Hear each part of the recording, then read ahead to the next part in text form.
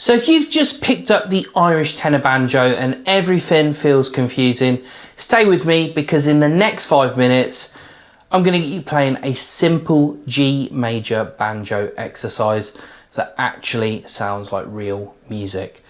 Now you don't need to be able to read music, you don't need theory, and we're staying in one small area of the neck.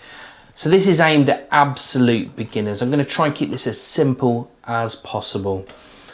Now we're in the key of G major and I'm going to show you the notes first, one at a time. We're going to start with the open 4th string, no fingers on. Then we're going to put a finger on 4th fret on the same string, that's a B. Then back to the A on the 2nd fret. Then C on the 5th fret. So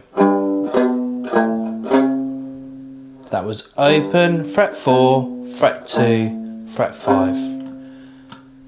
A small group of notes just gives you the sound of a G major scale starting off. Now let's move on to the next string. We're going to do open 3rd string D, then F sharp, 4th fret, back to E on the 2nd fret, and then G on the 5th. So again, just a small idea, nothing too complicated. So let's put them together, the first one and the second bar.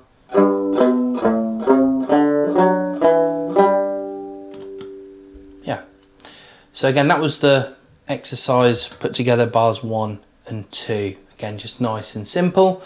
Now, here's the important part. We want to loop these couple of bars. Don't rush them. Spend a few minutes letting your fingers get used to the movement. So just practicing, going through the exercise. Now another thing you should note is that I'm using separate fingers for each fret. I'm not using your index finger or just one finger to play all the notes. We do need to use separate fingers for each fret. And then we're just going to finish this exercise off by landing on a simple G chord so everything feels nice and settled and resolved. Now that's open G, open D, fret number 2 on the A and fret number 3 on the E string. And then we strum all the strings. That is our G major chord. So let's try putting everything together we've done so far.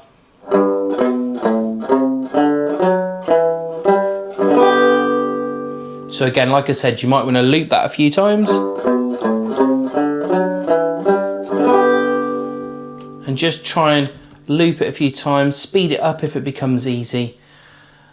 If this feels simple, that's exactly what we want. This is how you build confidence on the banjo, just practicing nice little simple exercises, looping them and getting them fingers confident and moving to the right frets.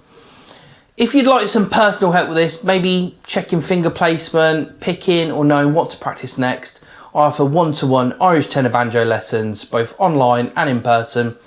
You'll find the details, link will be in the description below. Get in contact, drop me a message or an email. Hope you've enjoyed and I'll see you again in the next one.